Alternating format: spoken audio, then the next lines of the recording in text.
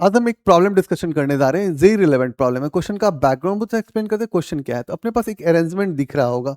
ये जो अरेंजमेंट है बेसिकली ये पैरेलल प्लेट कैपेसिटर का ही अरेंजमेंट है, बट हमने कैपेसिटर्स में क्या पैरेलल प्लेट तो ऐसे रखते, अब इनके बीच का सेपरेशन टी था। अभी क्या किया हमने, इसको थीटा एंगल से थोड़ा इंक्लाइन कर दिया है। और फिर इस अरेंजमेंट का कैपेसिटेंस मुझे पता करना है, तो कैसे निकाला जाए। तो सबसे पहले मेरे पास होना चाहिए कि भाई अपने को क्या यूज करना पड़ेगा।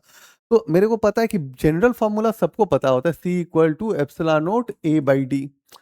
सवाल है कि इससे तो ये बनेगा नहीं। तो अपने को यहाँ पे थोड़ा ट्विस्ट चल रहा है, क्योंकि डी जो है वो थोड़ा यहाँ से देखो और यहाँ का डी अंतर है। तो अपने को सबसे पहले टारगेट होना चाहिए था कि डी निकालना था। तो मैं यूज करूंगा tan थीटा इक्वल टू क्या होता है, परपेंडिकुलर बाई बेस। तो tan थीटा परपेंडिकुलर नहीं पता है फिगर में मेरे को, और जबकि बेस कितना हमने इज्म किया है, एक्स किया है। तो हम यहाँ से कर सकते हैं एक्स tan थीटा क्या हो जाएगा, हमारे पास परपेंडिकुलर हो जाएगा। अब एक्स tan थीटा हो गया, तो पूरी हाइट की बात करें तो एच इक्वल टू क्या हो जाएगा, D plus x tan theta हो जाएगा। इतना तक तो हम क्लियर कर लिए। मुझे व्हाइट कलर ज़्यादा पसंद होता है लिखने में, ठीक है। अब हम बात करते हैं कि अपने पास अब क्या कर सकते थे कि हम यदि इसको छोटे छोटे स्ट्रिप्स में ब्रेक करते ऐसे, फिर एक और strip, number of strips increase करते। तो हम क्या करते, DC1 DC2 DC3 से लेकर एन टर्म्स तक लिखते और उनको फिर इकट्ठा करते, तो इंटीग्रेशंस लगाते। तो अभी हम क्या करते हैं, हम एक का विड्थ ले लेते हैं कि मान लेते हैं कि यहाँ से यहाँ तक का जो विड्थ है उसको हम लोग ने बोला कि ये विड्थ जो है हमारे पास dx है। अब हम इस अरेंजमेंट की बात करें, इस अरेंजमेंट का हम सबसे पहले क्या करते हैं, कैपेसिटेंस पता करते हैं। तो हम क्या लिख सकते हैं कि डीसी लिख सकते हैं। डीसी इक्वल टू क्या हो जाएगा, एप्सिलॉन नोट और ए। अब ए की बात करोगे तो इसका एरिया यदि आप बात कर रहे हो तो क्या हो जाएगा, ए इंटू ए। ए तो आपको दिया हुआ है इंटू डी एस एक्स है, ठीक है ना। तो ये आपके पास जो प्लेट दिया हुआ है स्क्वायर प्लेट है, ठीक है, ये भी याद रखिएगा। तो ए इंटू डी एक्स कर लेंगे, ठीक है। अब हम यहाँ पे यूज करेंगे क्या, ए और डी एक्स यूज करेंगे, ठीक है। डिवाइड बाई क्या होता है, हाइट। हाइट का मतलब क्या हो गया यार, D plus x tan theta, ठीक है। अब हम क्या करते हैं, क्योंकि मुझे इंटीग्रेट करना जरूरी है तो हम इंटीग्रेशन करते हैं। तो ये c इक्वल टू क्या कर सकते हैं, इंटीग्रेशन लगाते हैं, लिमिट डालते हैं a से लेकर के 0 तक। अब हम लिखते हैं एप्सिलॉन नोट a dx। फिर से हम वो स्टेप को लिख देते हैं, d plus x tan theta, ठीक है ना। अब मेरे पास क्या है कि अब इसको जब हमको ब्रेक करना है तो हम क्या करते हैं, सबसे पहले इसको थोड़ा बहुत यहाँ पे लिखें तो ज़्यादा अच्छा हो जाएगा। तो आप सबसे पहले लिमिट डाल दो a से 0 तक। उसके बाद आपको पता है एप्सिलॉन नोट है, आपका a है, dx है, डिवाइड में क्या है, तो d plus x tan theta है। अब आप यूज करो यहाँ पे कैसे इसको ब्रेक कर सकते हैं, ठीक है ना। तो इसको ब्रेक करने के लिए हम एक सिंपल सा बात बताते हैं।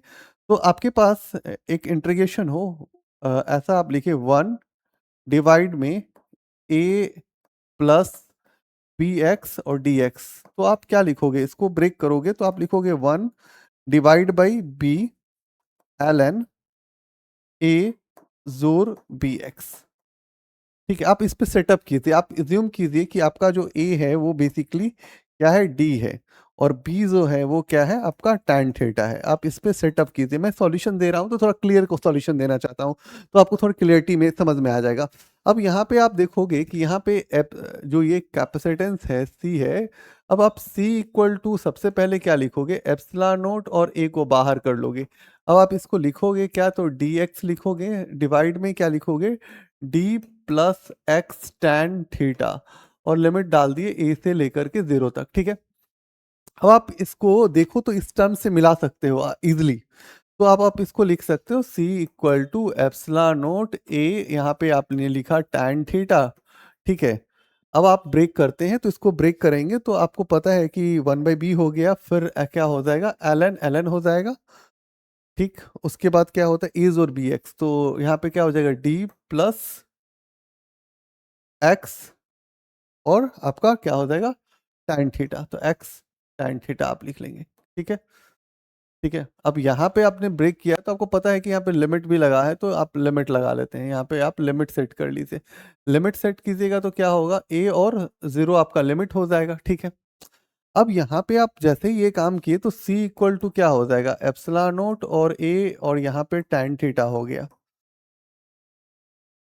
इसको आप लिखिएगा क्या, इसको लिखिएगा ln, यहाँ पे D plus A tan theta, ठीक है, माइनस ln D, ठीक है, ln D ही लिखिए, माइनस 0 आप लिख सकते हैं, ठीक है, आप क्लोज कीजिए। आपको एक फार्मूला पता होता होगा, log m minus log n equal to आप लिखते थे log m बाई n। हम इसको सेट कर रहे हैं उसी पे, ठीक है। तो अब हम क्या करेंगे, इसको लिखेंगे c equal to epsilon nought a, यहाँ पे tan थीटा लिखेंगे, इसको हम लिखेंगे ln, और m के जगह हम क्या लिखेंगे, d प्लस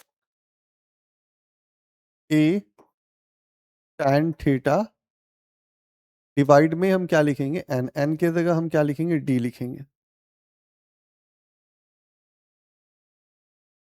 यहाँ तक हम लोगों ने लेके आया इसको। अब यहाँ से हम देखो तो हम क्या बोले, c इक्वल टू क्या हो रहा है, एप्सिलॉन नोट और a इंटू tan थीटा हो रहा है।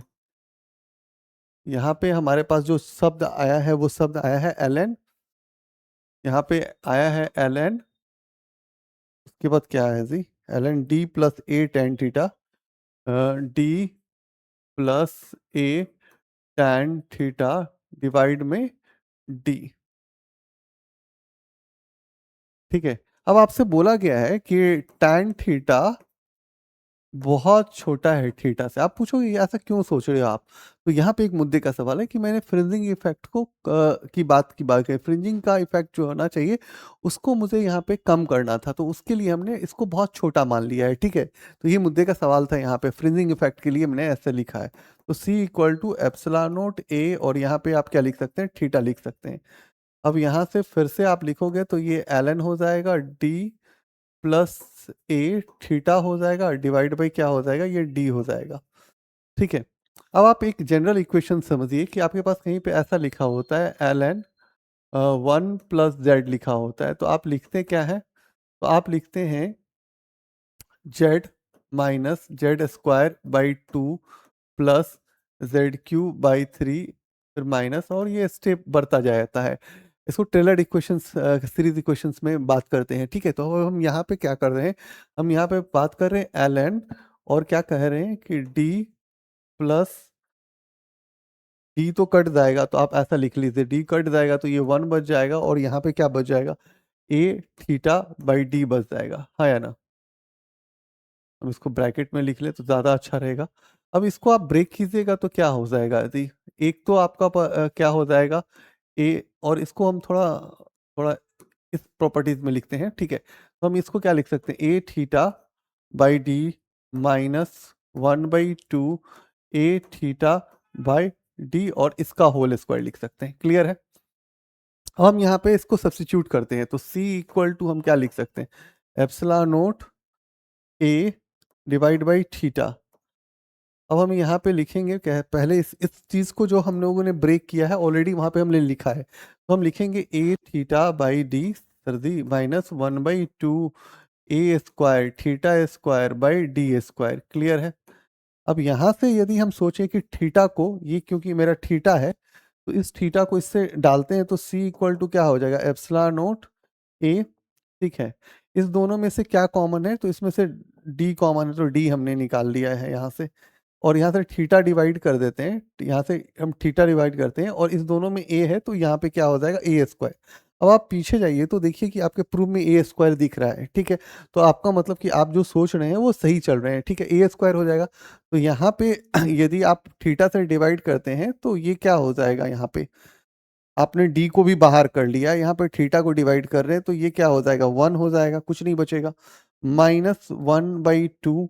अब यहाँ से थीटा डिवाइड, एक थीटा कट जाएगा, और एक ए और एक थीटा कट जाएगा, डिवाइड बाई क्या हो जाएगा, डी हो जाएगा।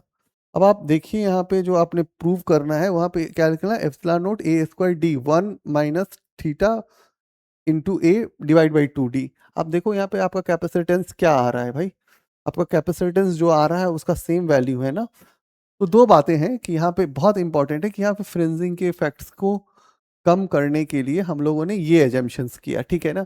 दूसरी बात है कि यहाँ पे इंट्रीगेशंस क्यों लगाते हैं?